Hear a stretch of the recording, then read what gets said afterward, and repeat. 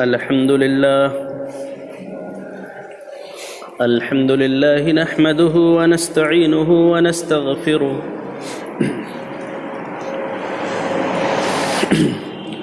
ونعوذ بالله من شرور أنفسنا ومن سيئات أعمالنا من يهده الله فلا مضل له ومن يضلله فلا هادي له وأشهد أن لا إله إلا الله وحده لا شريك له وأشهد أن سيدنا ومولانا محمدا عبده ورسوله أما بعد فإن خير الحديث كتاب الله وخير الهدي هدي محمد صلى الله عليه وسلم وشر الأمور محدثاتها وكل محدثة بدعة وكل بدعة ضلالة وكل ضلالة في النار. أعوذ بالله السميع العليم من الشيطان الرجيم. بسم الله الرحمن الرحيم. قاف والقرآن المجيد بل عجبوا أن جاءهم منذر منهم فقال الكافرون هذا شيء عجيب أإذا متنا وكنا ترابا ذلك رجع بعيد قد علمنا ما تنقص الأرض منهم وعندنا كتاب حفيظ بل كذبوا بالحق لما جاءهم فهم في أمر مريج أفلم ينظروا إلى السماء فوقهم كيف بنيناها وزيناها وما لها من فروج والأرض مددناها وألقينا فيها رواسي وأنبتنا فيها من كل زوج بهيج تبصرة وذكرى لكل عبد منيب ونزلنا من السماء ماء مباركا فأنبتنا به جنات وحب الحصيد والنخل باسقات لها طلع نضيد رزقا للعباد وأحيينا به بلدة ميتا كذلك الخروج كذبت قبلهم قوم نوح وأصحاب الرس وثمود وعاد وفرعون وإخوان لوط وأصحاب الأيكة وقوم تبع كل كذب الرسل فحق وعيد أفعينا بالخلق الأول بل هم في لبس من خلق جديد.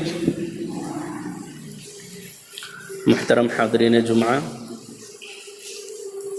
سب سے پہلے ہمیں اللہ تعالیٰ کا شکر ادا کرنا چاہیے کہ اس نے ہمیں دولت ایمان اور دولت اسلام سے نوازا. وہ دولت جس کی کوئی قیمت نہیں،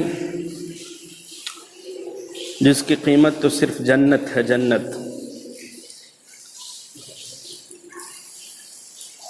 اللہ تعالیٰ نے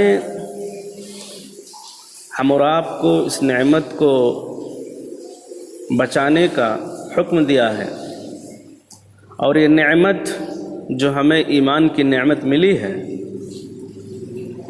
اسے بچانے کا طریقہ یہ ہے کہ اللہ تعالیٰ نے ہمیں جن چیزوں کا حکم دیا ہے انہیں بجا لائیں، اور جن چیزوں سے منع فرمایا ہے ان سے پرہیز کریں. حکم دی گئی چیزوں کو مأمورات کہتے ہیں، منع کی گئی چیزوں کو منہیات و منکرات کہتے ہیں شریعت کی اصطلاح میں. آج کے اس خطبہ جمعہ میں میں ان منکرات یعنی گناہوں میں سے 7 بڑے گناہ کا تذکرہ اور اس کی سزا کا ذکر کروں گا.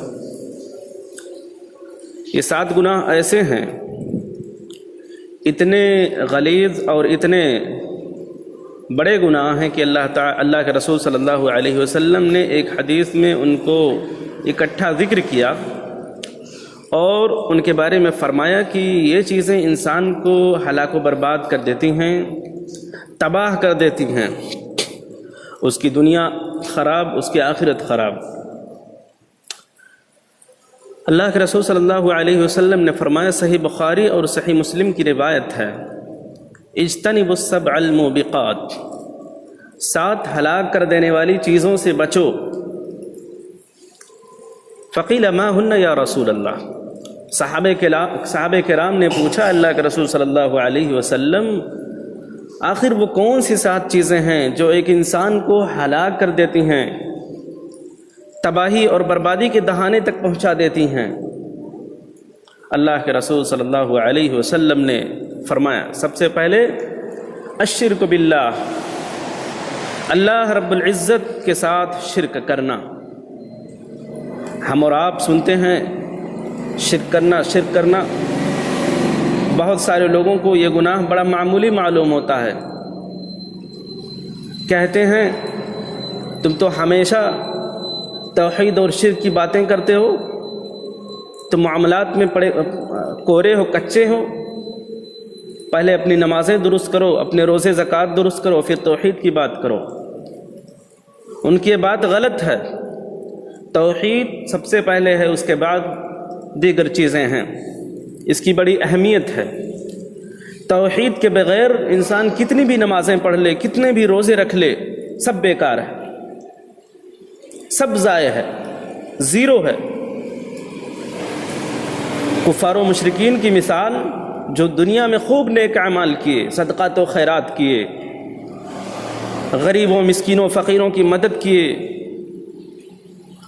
آخرت میں ایسی ہے، اللہ کے رسول صلی اللہ علیہ وسلم نے فرمایا، اس پیاسے شخص کی طرح جو کسی چٹیل میدان میں سخت پیاس کے عالم میں گھوم رہا ہو، پانی ڈھونڈ رہا ہو، اور ریت کی چمک کافی دور ہونے کی وجہ سے اسے پانی نظر آئے، جب وہ شخص وہاں پہنچے تو وہاں کچھ نہ پائے، بلکہ وہ چمک اور دور پہنچ جائے، اسے لگے پانی اور دور ہے، وہاں جائے تو وہاں بھی پانی نہ ملے، اس طرح وہ پیاسا اس ریت میں، اس ریگستان میں دوڑتا پھرتا رہے۔ یہی مثال ہے اس شخص کی جس کے پاس توحید کی نعمت نہیں، جس کے عقیدے میں شرک ہے اور وہ نیک اعمال کرتا ہے۔ یعنی اگر کسی کے عقیدے میں شرک پایا جاتا ہے تو اس کے سارے اعمال برباد ہیں، کسی کام کے نہیں۔ اس لیے سب سے پہلے ہمیں اپنے عقیدے کی حفاظت کرنی چاہیے، توحید کو شرک سے پاک کرنا چاہیے۔ اللہ تعالیٰ نے اس بارے میں فرمایا، ان اللہ لا یغفر ان یشرک بہ ویغفر ما دون ذلک لمن یشاء، اللہ تعالیٰ ساری خطائیں معاف کر سکتا ہے، زمین بھر آسمان بھر کے گناہ کر کے لے جاؤ، ممکن ہے اللہ تعالیٰ معاف کر دے، لیکن اگر شرک کیا اور توبہ نہیں کر سکے مرنے سے پہلے تو کوئی چانس نہیں ہے، 0.1% بھی چانس نہیں کہ اللہ تعالیٰ تمہیں معاف کر دے۔ اس کے علاوہ کوئی دوسرے گناہ ہے تو ہو سکتا ہے کہ اللہ تعالیٰ معاف کر دے، وہ اللہ تعالیٰ کی مشیت کے اوپر ہے، اللہ تعالیٰ کی رحمت بہت زیادہ ہے۔ تو مسلمانوں سب سے پہلے اپنے عقیدے کو پاک کرنا چاہیے۔ تو میں بات کر رہا تھا یہی شرک کے بارے میں کہ شرک، اگر انسان شرک سے دور رہے، اپنے عقیدے کو اس سے محفوظ رکھے تو وہ کامیاب ترین لوگوں میں سے ہوگا۔ شرک کرنے کا مطلب یہ ہے کہ انسان اللہ رب العزت کی عبادت کے ساتھ ساتھ اس کے علاوہ کسی اور کے لیے کوئی عبادت کرے، مثلا اللہ کی عبادت کے ساتھ ساتھ غیر اللہ کا سجدہ کرے، ان کے قبروں پر جائے، نظر و نیاز پیش کرے، ان کے لیے ذبیحہ پیش کرے، ان پر چادر چڑھائے، ان سے دعائیں کرے، ان سے امیدیں وابستہ کرے، ان سے خوف کھائے، ان سے امیدیں لگائے۔ الغرض یہ کہ عبادت کی جتنی بھی طریقے ہیں، کوئی ایک طریقہ اگر غیر اللہ کے لیے اختیار کر لیتا ہے تو اس سے شرک ہو جاتا ہے، اور اس کے سارے اعمال پر پانی پھیر دیا جاتا ہے، سارے کے سارے اعمال اکارت کر جاتے ہیں، ضائع اور برباد ہو جاتے ہیں۔ یہ ہے توحید کی اہمیت اور شرک کی خطرناکی۔ لہذا انسان کو چاہیے کہ وہ اس بات کا عقیدہ رکھے کہ اللہ کے علاوہ کوئی دوسرا معبود برحق نہیں، وہی روزی دیتا ہے، وہی ساری کائنات کا نظام چلاتا ہے، وہی بارش برساتا ہے، وہی موسم میں رد و بدل کرتا ہے، وہی سب کچھ کرتا ہے۔ پھر اسی کی عبادت کریں اور اللہ تعالیٰ کے بارے میں جتنے بھی اوصاف قرآن کریم میں آئے ہیں، جیسے آئے ہیں ان کو ویسے ہی مانیں۔ مثلا اللہ تعالیٰ کے بارے میں کہ اللہ تعالیٰ سمیع ہے، سنتا ہے، علیم ہے، جانتا ہے، تو اس کو ویسے ہی سمجھے، ان تمام باتوں کا ویسے ہی عقیدہ رکھے۔ اگر ایسا کوئی شخص کرتا ہے تو گویا کہ اس کی توحید محفوظ ہے۔ اب اس سے اگر کچھ گناہ ہوتا ہے تو اللہ تعالیٰ سے امید کی جا سکتی ہے کہ اللہ تعالیٰ اسے معاف کر دے۔ اب بتاتا ہوں دوسری چیز جو ہلاک کر دینے والی چیزوں میں سے ہے۔ دوسری ہے السحر، جادو۔ جادو بہت ہی عجیب و غریب چیز بھی ہے اور بہت ہی نقصان دہ۔ جادو کیا ہے؟ علامہ اظہری رحمۃ اللہ علیہ فرماتے ہیں کہ جادو ہے حقیقت کو پلٹ دینا، اور علامہ ابن منظور رحمۃ اللہ علیہ فرماتے ہیں کہ جادو ہے کہ اس کو اس کی حقیقت سے پھیر دینا، چونکہ اس میں کوئی چیز بدل کر اس کے سامنے پیش کی جاتی ہے، حق کو باطل یا باطل کو حق بنا کر پیش کی جاتی ہے، اس لیے اس کے لیے دینی معاملات میں بھی الٹ پھیر ہو جاتا ہے۔ خلاصہ یہ کہ جادو شیطان اور جادوگر کے درمیان ایک ایسے معاہدے کا نام ہے جس میں شیطان جادوگر سے اس بات کا مطالبہ کرتا ہے کہ وہ بڑے بڑے جرائم کرے، وہ بھی شیطان کے لیے، اور وہ جرائم جن کا شیطان جادوگر سے مطالبہ کرتا ہے، علماء نے اس کا تذکرہ کیا ہے کہ وہ انسان کو کفر اور شرک تک لے جاتی ہیں۔ ان میں سے ایک چیز ہے کہ بعض شیطان جادوگروں کو اس بات کا حکم دیتے ہیں کہ وہ نعوذ باللہ قرآن پاک کو اپنے پاؤں میں باندھ کر بیت الخلاء میں لے کر جائیں۔ جب وہ یہ عمل پورا کرتے ہیں تو شیطان ان کے تابع ہو جاتا ہے اور جادو کے کام میں ان کی بھرپور مدد کرتا ہے۔ انہی مطالبات میں سے ایک مطالبہ یہ بھی ہوتا ہے کہ قرآن کریم کی آیتوں کو اپنے پاؤں پر لکھیں اور بیت الخلاء میں جائیں۔ انہی مطالبات میں سے کبھی کبھار یہ مطالبہ بھی ہوتا ہے کہ وہ گندگی یعنی پیخانے پیشاب سے قرآن مجید کی آیتوں کو لکھیں۔ کبھی کبھار یہ مطالبہ کرتے ہیں کہ وہ حیض کے خون سے لکھیں، اور کبھی کبھار یہ مطالبہ کرتے ہیں کہ وہ ہمیشہ جنبی رہیں، ناپاک رہیں، غسل نہ کریں، اور کبھی یہ مطالبہ کرتے ہیں کہ وہ ہمیشہ بے وضو نماز پڑھیں۔ وہ طرح طرح کے مطالبات کرتے ہیں، یعنی بعض شیطان کچھ مطالبہ کرتے ہیں تو بعض کچھ۔ جب جادوگر ان کے مطالبے کو پورا کرتا ہے تو شیطان جادو کے کام میں ان کی بھرپور مدد کرتا ہے اور وہ جادو میں کامیاب ہوتے ہیں۔ یہ اللہ تعالیٰ کا نظام ہے، یہ اللہ تعالیٰ، کوئی بھی چیز اللہ تعالیٰ کی قدرت سے باہر نہیں ہے۔ اب آئیے دیکھتے ہیں کہ کیا جادو حقیقت ہے، اور تو اس سلسلے میں حضرت عائشہ رضی اللہ تعالیٰ عنہ سے مروی ایک حدیث ہے جس سے پتہ چلتا ہے کہ جادو تو اللہ کے رسول صلی اللہ علیہ وسلم پر بھی ہوا تھا۔ وہ حدیث ذرا تفصیل کے ساتھ ملاحظہ ہو۔ حضرت عائشہ رضی اللہ تعالیٰ عنہ بیان فرماتی ہیں کہ ایک آدمی جس کا نام لبید بن اعصم تھا، اس نے اللہ کے رسول صلی اللہ علیہ وسلم پر جادو کیا۔ یہ شخص یہودی تھا، اس نے اللہ کے رسول صلی اللہ علیہ وسلم پر جادو کیا۔ اللہ کے رسول صلی اللہ علیہ وسلم پر اس کا ایسا اثر ہوا کہ آپ کی یادداشت برابر کام نہیں کرتی تھی۔ آپ کو لگتا کہ آپ نے فلاں کام کیا، حالانکہ وہ کام آپ نہیں کیے ہوتے تھے۔ آپ صلی اللہ علیہ وسلم بہت ہی پریشان تھے، اللہ تعالیٰ سے بار بار دعائیں کرتے تھے۔ آخرکار ایک دن حضرت عائشہ رضی اللہ تعالیٰ عنہ کے پاس آپ صلی اللہ علیہ وسلم تشریف لائے اور فرمایا کہ عائشہ، کیا آپ کو معلوم ہے کہ اللہ تعالیٰ نے میری دعا سن لی ہے اور میرے پاس 2 آدمی آئے تھے، ایک آدمی میرے سرہانے کھڑا تھا، دوسرا میرے پیر کے پاس کھڑا تھا۔ پہلا شخص دوسرے سے پوچھ رہا تھا کہ اس آدمی کو کیا ہوا ہے، اس کو کیا شکایت ہے، کیا پرابلم ہے؟ تو دوسرے نے کہا کہ اس کو جادو کیا گیا ہے، جادو کی شکایت ہے اسے۔ تو پہلے نے کہا کہ آخر کیا کس نے ہے؟ تو دوسرے نے کہا لبید بن عاصم نے۔ کہا کس چیز میں؟ کہا لوہے کی کنگھی، بال اور کھجور کے شگوفوں کے غلاف میں۔ کہا یہ چیزیں کہاں ہیں؟ کہا ایک کنویں میں، اور اس کنویں کا نام بھی بتایا۔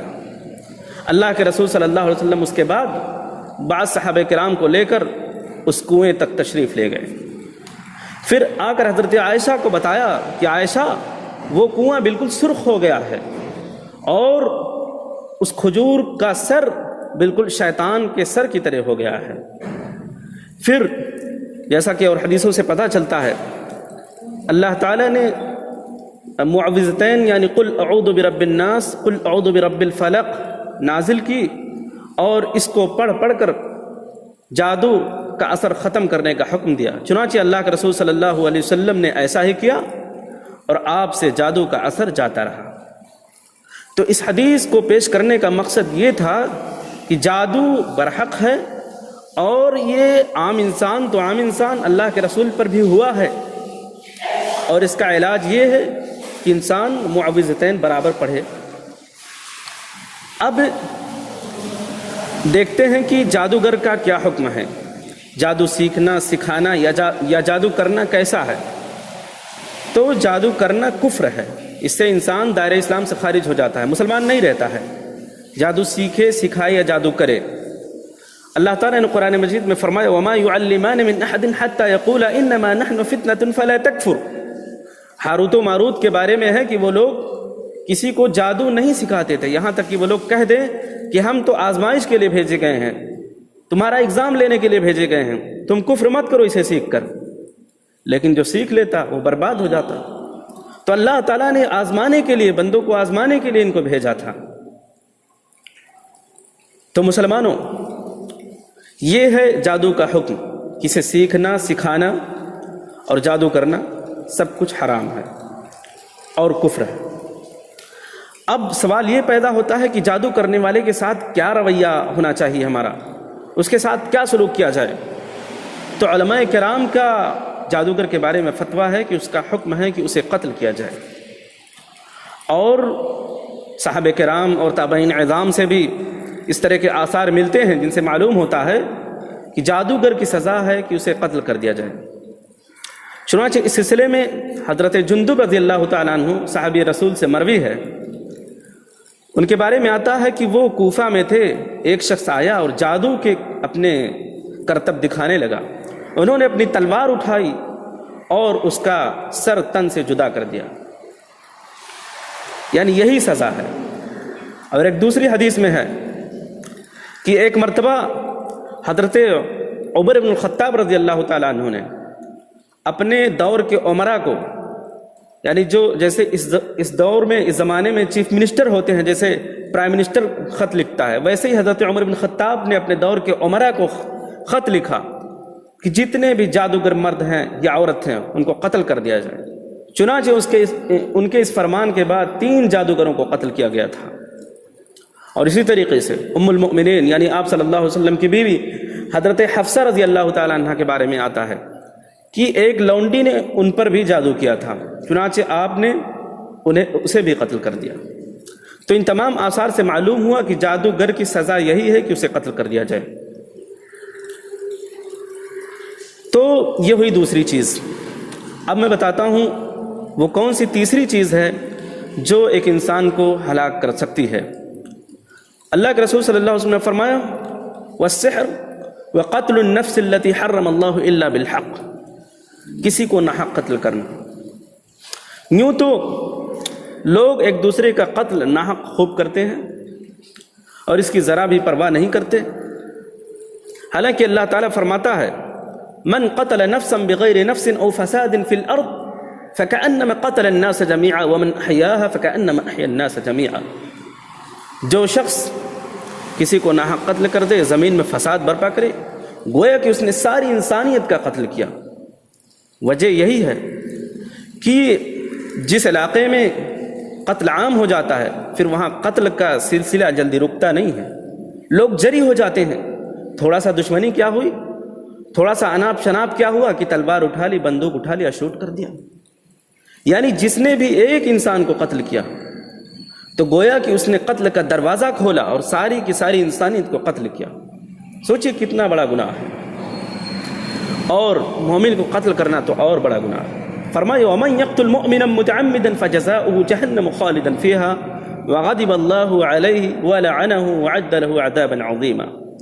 فرمایا جو شخص کسی مسلمان کو جان بوجھ کر قتل کرے، فَجَزَاؤُهُ جَهَنَّمُ، فرمایا اس کا ٹھکانہ جہنم ہے، خالداً فیہا، دوسری سزا اسی میں ہمیشہ ہمیشہ رہے گا، وغضب اللہ علیہ، تیسری سزا اس پر اللہ تعالیٰ کی ناراضگی نازل ہوگی، چوتھی سزا ولعنہ، اور اس پر اللہ تعالیٰ کی لعنت بھی ہوگی۔ لعنت کا مطلب اللہ تعالیٰ کی رحمت سے دور، جاؤ اپنے آپ میں کرو، مرو چاہے مٹو، یعنی اس کا کوئی رحم و کرم نازل نہیں ہوگا۔ وعد لہ عذابا عظیما، پانچویں سزا کیا ہے؟ اس کے لیے بڑا اور دردناک عذاب اللہ تعالیٰ نے تیار کر رکھا ہے۔ یعنی ایک مسلمان کے قتل کرنے پر کتنی بڑی سزا ہے، سوچیں۔ اللہ تعالیٰ نے ایک سزا پر اکتفا نہیں کیا، پانچ سزا ایک ہی آیت میں اکٹھا کیا۔ ایک دوسری حدیث میں اللہ کے رسول صلی اللہ علیہ وسلم نے فرمایا لو ان اہل السماوات والارض اشترکوا فی دم مؤمن لاکبهم اللہ فی النار، اگر یہ آسمان و زمین والے سارے کے سارے لوگ کسی ایک مسلمان کے قتل میں شریک ہو جائیں، اللہ تعالیٰ اس کی سزا دیکھیں کیا فرماتا ہے، لَأَكَبَّهُمُ اللَّهُ فِي النَّارِ، سارے کے سارے لوگوں کو اللہ تعالیٰ جہنم میں ڈال دے گا، جھونک دے گا۔ سوچئے ایک مسلمان کے خون کی کتنی اہمیت ہے، اس کے جان کی کتنی اہمیت ہے، لیکن ہم ہیں کہ ذرا بھی پرواہ نہیں کرتے۔ ابھی ہم نے ایک مسلمان کے خون کی اہمیت سمجھی ہی نہیں۔ یہ ہے قتل ناحق کی سزا، اور اس میں جو قتل کیا وہ تو گنہگار ہے، لیکن جو قتل کا ارادہ رکھتا ہے اس کے بارے میں بھی حدیث ہے۔ اللہ کے رسول صلی اللہ علیہ وسلم نے فرمایا اذا التقى المسلمان فحمل احدهما على اخيه السيف فالقاتل والمقتول كلاهما في النار، یعنی جب دو لوگ ایک دوسرے پر تلوار اٹھائیں، ایک نے دوسرے کو قتل کیا تو دونوں جہنم میں۔ صحابہ کرام نے پوچھا کہ هذا القاتل وما بال المقتول، قاتل کا جہنم میں جانا تو سمجھ میں آتا ہے، مگر مقتول کیوں کر جہنم میں جائے گا؟ اللہ کے رسول صلی اللہ علیہ وسلم نے فرمایا انہ کان حریصا علی قتل صاحبہ، وہ بھی تو اپنے سامنے والے کو قتل کرنے کی کوشش میں لگا تھا۔ ذرا سوچیں اس کی نیت، کوشش تو دونوں نے کی لیکن پہلا بازی مار لے گیا، اس لیے دونوں کی سزا یہ ہے کہ دونوں جہنم میں جائیں گے۔ یہ ہے ایک مسلمان کے خون کی اہمیت۔ ہم اور آپ کو چاہیے اس کو سمجھیں اور کسی کی عزت سے کھلواڑ نہ کریں۔ اللہ کے رسول صلی اللہ علیہ وسلم نے جب صحابہ کرام کی 1,25,000 سے زائد، جب صحابہ کرام کی ایک بڑی تعداد حجۃ الوداع کے موقع پر اکٹھا تھی تو اللہ کے رسول صلی اللہ علیہ وسلم نے جو خطبہ دیا فرمایا تھا ان دماءکم واموالکم واعراضکم حرام بینکم، تمہارے خون، مال اور تمہاری عزتیں آپس میں ایک دوسرے پر حرام ہیں۔ یعنی کوئی شخص کسی کو، خون کے حرام ہونے کا مطلب یہ ہے کہ کوئی شخص کسی کو ناحق قتل نہیں کر سکتا ہے، کسی کو یوں ہی مار پیٹ نہیں سکتا ہے، اور کسی کے مال کا آپس میں ایک دوسرے پر حرام ہونے کا مطلب یہ ہے کہ کوئی شخص کسی کا مال جبرن نہیں لے سکتا ہے، چوری نہیں کر سکتا ہے، اس پر ڈاکہ نہیں ڈال سکتا ہے، اس کے ساتھ لین دین میں بے ایمانی نہیں کر سکتا ہے، کانٹا نہیں مار سکتا ہے۔ الغرض یہ کہ کسی کا مال ہڑپنے کے جتنے بھی طریقے ہیں سارے کے سارے حرام ہیں، اور ایک دوسرے کی عزت ایک دوسرے کے ساتھ حرام ہونے کا مطلب یہ ہے کہ کوئی شخص کسی کی عزت کو مجروح نہیں کر سکتا ہے، کوئی کسی کی چغلی نہیں کھا سکتا ہے، کوئی کسی کی غیبت نہیں کر سکتا ہے، کوئی کسی کو گالی گلوچ نہیں دے سکتا ہے، کوئی کسی کو بھری مجلس میں رسوا نہیں کر سکتا ہے، کوئی کسی کی ذات پر کیچڑ نہیں اچھال سکتا ہے، کوئی کسی کو لعنت و ملامت نہیں کر سکتا ہے، کوئی کسی پر بہتان تراشی، الزام تراشی نہیں کر سکتا ہے۔ یہ ساری کی ساری چیزیں حرام ہیں. یہ ایک مسلمان کے خون کی، اس کے عزت کی، اس کے مال کی اہمیت. اور چوتھی چیز ہے وَأَكْلُ الرِّبَا، سود کھانا. سود تو ہمارے معاشرے کی بہت ہی عام بیماری ہو گئی ہے. اس کی خطرناکی کو لوگوں نے سمجھا ہی نہیں ہے. اللہ کے رسول صلی اللہ علیہ وسلم نے سود کھانے والے پر، سود کھلانے والے پر، اسے لکھنے والے پر، اس کی گواہی دینے والے پر، سب پر لعنت بھیجی ہے. ایک حدیث اللہ کے رسول صلی اللہ علیہ وسلم نے فرمایا، صحابی نے فرمایا لعن رسول اللہ صلی اللہ علیہ وسلم آکل الربا ومؤکلہ وکاتبہ وشاہدیہ وقال کلہم سواء. اللہ کے رسول صلی اللہ علیہ وسلم نے فرمایا کہ سود کھانے والا، اسے کھلانے والا، سود کا کاروبار، اس کا حساب کتاب لکھنے والا اور اس میں گواہی دینے والا، سب کے سب پر اللہ کے رسول نے لعنت بھیجی ہے. کہا سب ایک جیسے ہیں، سب برابر ہیں. اور تو اور کہا کہ جو لوگ سود خوری سے باز نہیں آتے وہ اللہ تعالیٰ سے جنگ کے لیے تیار رہیں. قرآن مجید کی آیت ہے یا ایھا الذین آمنوا اتقوا اللہ وذروا ما بقی من الربا ان کنتم مؤمنین فإن لم تفعلوا فأذنوا بحرب من اللہ ورسولہ. یعنی اے مومنو، اللہ کا خوف کھاؤ، اللہ سے ڈرو. ابھی تک جو تم نے سود کا کاروبار کیا، اگر اب نہیں چھوڑو گے تو جان لو کہ اللہ تعالیٰ سے جنگ کے لیے تم تیار ہو جاؤ. سوچو اللہ تعالیٰ سے جنگ کون کرے گا؟ کس کے اندر اتنی طاقت ہے، اتنی ہمت ہے؟ اللہ تعالیٰ کے غضب کا اندازہ آپ اس آیت کریمہ سے لگا سکتے ہیں. اور سود کیا ہے اکثر لوگ سمجھتے ہوں گے، لیکن تھوڑی سی اور وضاحت کرنا چاہتا ہوں. سود یہ ہے کہ کسی کو کوئی چیز دینا اور اسی جنس کا سامان اس سے زیادہ اس سے لینا. مثال کے طور پر آپ نے کسی کو 100 روپیہ دیا، آج ہی کل یا 1 مہینے بعد آپ اس سے 110 روپیہ لیں. یہ ہے سود، اور یہی عام لوگ سمجھتے ہیں. مگر سود میں صرف پیسہ ہی نہیں ہے، بلکہ پیسہ، سونا چاندی اور تمام غلہ جات، یہ 2 قسم کی چیزوں میں سود ہوتا ہے.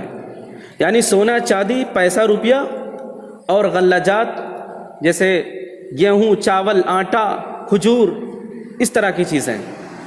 ان چیزوں میں کسی شخص کے لیے جائز نہیں کہ کسی سے لین دین کرتے وقت کم یا زیادہ کرے. مثال کے طور پر اگر کوئی شخص کسی شخص کو اچھے قسم کا گیہوں 1 کلو دیتا ہے تو اس کے لیے جائز نہیں کہ وہ اس سے لو کوالٹی کا گیہوں 1.5 کلو لے لے، جیسا کہ ہمارے یہاں اکثر ہوتا رہتا ہے. لوگ اس کو جائز سمجھتے ہیں. شریعت نے کہا ہے کہ اگر جنس ایک ہے تو کمی بیشی جائز نہیں ہے. اگر آپ کو اچھا والا یا خراب والا گیہوں لینا ہے تو اس کا طریقہ یہ ہے کہ آپ اس کا پہلے پیسہ لے لیں، اس پیسے سے وہ چیز خرید لیں. ایسے ہی سونے چاندی میں یہ معاملہ اکثر ہوتا ہے. مثال کے طور پر کسی کے پاس 18 کیرٹ کا سونا ہے. اب وہ سونار کے پاس گیا، سوچتا ہے 22 کیرٹ کا لے لیں، 24 کیرٹ کا سونا لے لیں، تو وہ زیادہ سونا دیتا ہے اور سونار اس کو کم سونا دیتا ہے. اور ظاہر سی بات ہے ایسا کرے گا، ایسا ہوتا ہے. لیکن وہاں انسان کو کیا کرنا چاہیے؟ اپنا 18 کیرٹ والا سونا دے، پیسہ اس سے ہاتھ میں لے، پھر اس پیسے سے اچھا والا سونا خریدے. اس کے لیے جائز نہیں کہ وہ زیادہ سونا دے کر اس سے کم سونا لے. اگر ایسا کرتا ہے تو یہ سود ہے. اور سود کی خطرناکی ہم آپ کو بیان ہی کر چکے ہیں. اسی طریقے سے غلوں میں، جیسا کہ ابھی ہم نے بتایا، یعنی ہمیں ان تمام کاروبار سے بچنا چاہیے. ان تمام کاروبار میں سود سے بچنا چاہیے.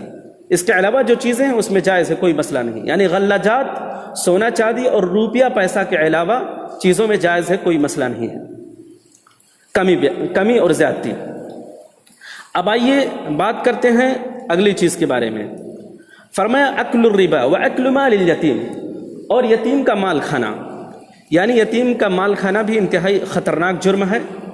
اللہ تعالیٰ نے ایسے لوگوں کے بارے میں فرمایا کہ جو لوگ یتیم کا مال کھاتے ہیں وہ گویا کہ اپنے پیٹ میں آگ ڈالتے ہیں. اللہ تعالیٰ نے فرمایا ان الذین یأکلون اموال الیتامی انما یأکلون فی بطونہم نارا وسیصلون سعیرا.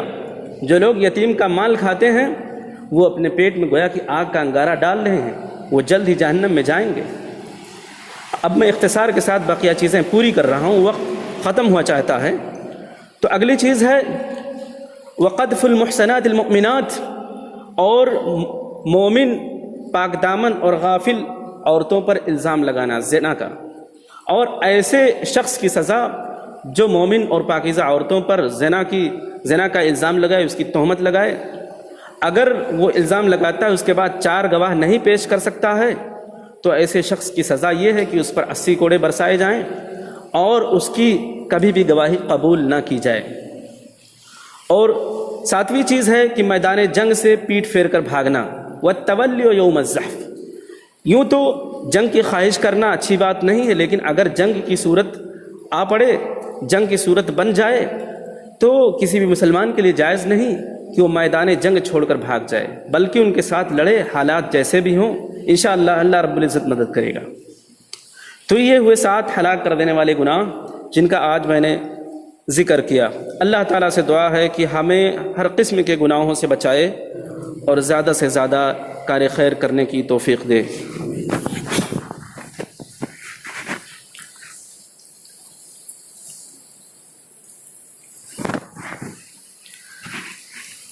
الحمد لله نحمده ونستعينه ونستغفره ونعوذ بالله من شرور أنفسنا ومن سيئات أعمالنا، من يهده الله فلا مضل له ومن يضلله فلا هادي له، وأشهد أن لا إله إلا الله وحده لا شريك له، وأشهد أن محمدًا عبده ورسوله، أما بعد فإن خير الحديث كتاب الله، وخير الهدي هدي محمد صلى الله عليه وسلم، وشر الأمور محدثاتها، وكل محدثة بدعة، وكل بدعة ضلالة، وكل ضلالة في النار۔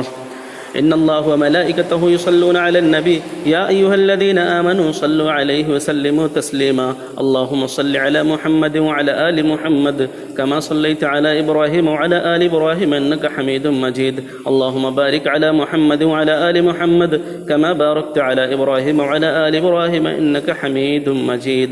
عباد الله رحمكم الله، إن الله يأمر بالعدل والإحسان وإيتاء ذي القربى وينهى عن الفحشاء والمنكر والبغي، يعظكم لعلكم تذكرون، واذكروا الله ولذكر الله أعلى وأكبر، والله يعلم ما تصنعون۔